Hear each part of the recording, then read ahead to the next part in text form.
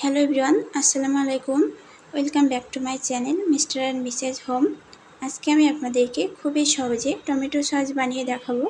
আমার ভিডিওটি ফলো করে আপনারা যে কেউ খুবই সহজেই বানিয়ে নিতে পারবেন। আর এভাবে টমেটো সস বানালে পুরো 1 বছর ধরে সংরক্ষণ করে রাখা যাবে। আমি এখানে 3 কেজি মতো টমেটো নিয়েছি। পাকা পাকা টমেটোগুলো নিয়েছি, 4 ভাগ করে কেটে নিয়েছি। এরপরে আমি 2 টুকরো আদা, 4-5 কোয়া মতো রসুন, 2টা লং, 2টা তেজপাতা, সামান্য লবণ, সামান্য একটু পানি দিয়ে সিদ্ধ করে নিব। এবার আমি ঢাকনা দিয়ে ঢেকে দিচ্ছি।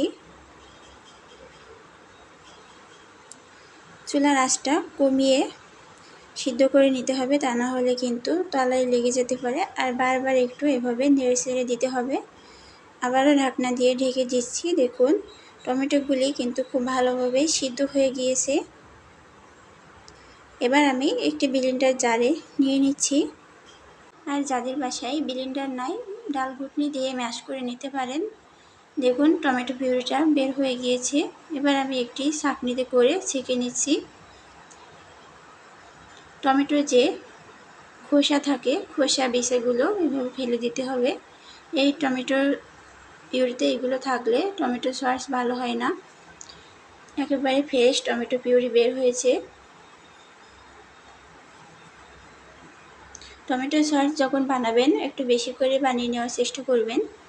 এরপরে আমি 3 টেবিল চামচ মতো চিনি দিয়েছি। চিনিটা আপনাদের স্বাদ অনুযায়ী দেবেন। দিয়ে দিচ্ছি সামান্য লবণ, মরিচের গুঁড়া।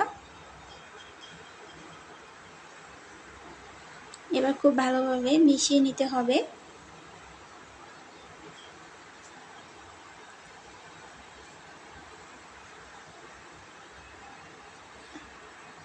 বন্ধুরা, টমেটো সস বানানোর সময় কিন্তু বারবার নেড়ে ছেড়ে দিতে হবে, তা না হলে তলায় লেগে যেতে পারে।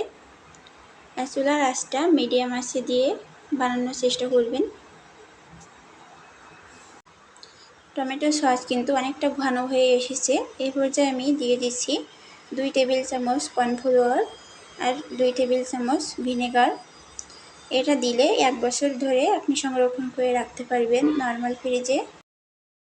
আর যদি এটা ব্যবহার না করতে চান তাহলে 1 মাস মতো নর্মাল ফ্রিজে রাখা যাবে, এর বেশি রাখা যাবে না। আমি এবার টমেটো সসের ভিতরে দিয়ে দিচ্ছি। এটা দেওয়ার পরে আর খুব বেশি জাল করা লাগবে না, দ্রুত ঘন হয়ে আসবে। দেখুন বন্ধুরা, আগের থেকে কিন্তু অনেকটা ঘন হয়ে এসেছে। আর কিছুক্ষণ জাল করলে হয়ে যাবে।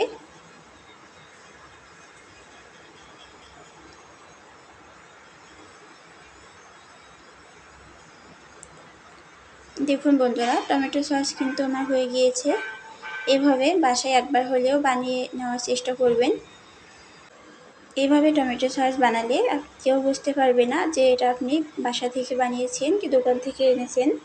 একবার হলেও এইভাবে বাসায় বানানোর চেষ্টা করবেন। এটা খাওয়া কিন্তু খুবই স্বাস্থ্যকর। আর হ্যাঁ, অবশ্যই আমার ভিডিওটি ভালো লাগলে সাবস্ক্রাইব করে পাশে থাকবেন। সবাই অনেক বেশি ভালো থাকেন। আল্লাহ হাফেজ।